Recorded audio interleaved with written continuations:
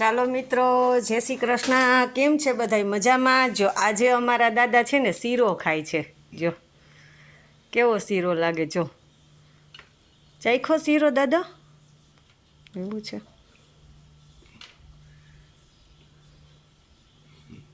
જો આજે અમે દાદા હાટું છે ને શીરો બનાવ્યો. પછી શીરો હતો ને તો આજે આઠમ હતી ને તો આજે અમે આઠમના નિવેદ કર્યા, માતાજીને લાપસી જુવાણું કર્યું, અને પછી અમારા બાપાનો ગોખ છે ત્યાંય પણ ધરવાનું, ત્યાં અમે શીરો ધર્યો. તો જા અમે શીરો બનાવ્યો છે. ચાલો બધાય તમે શીરો ખાવા, તમને ભાવતું જ હશે. ના અમે થોડુંક જ આજ કોબીનું શાક બનાવ્યું છે, બહુ જાજુ નથી બનાવ્યું, 2 જ જણા છે એટલે પછી રોટલી બનાવી.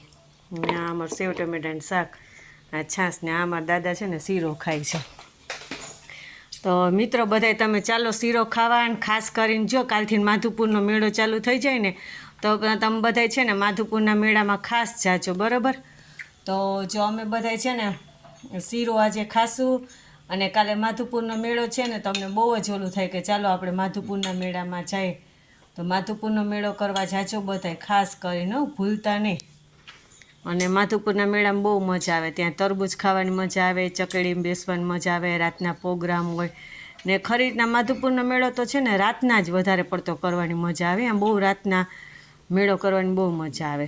દિવસના તો તડકો હોય એટલે થાકી જાય ને એવું થતું હોય, પણ ત્યાં સારું છે. તો તમે બધા જો અમારા દાદાનો વિડીયો.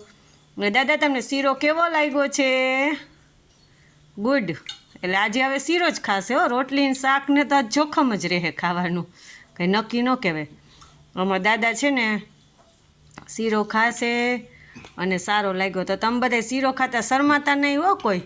ને અમારા વિડીયાને ખાસ કરીને ઇન્સ્ટાગ્રામમાં ફોલો કરજો, ફેસબુકમાં ફોલો કરજો, ને યુટ્યુબમાં સબસ્ક્રાઈબ દેજો. જો દાદા તમારી ઘરે, બધાયની ઘરે મોટી ઉંમરના દાદા હોય તો આ દાદા તમારા જ માનજો, એમ થાય કે અમારા જ દાદા છે.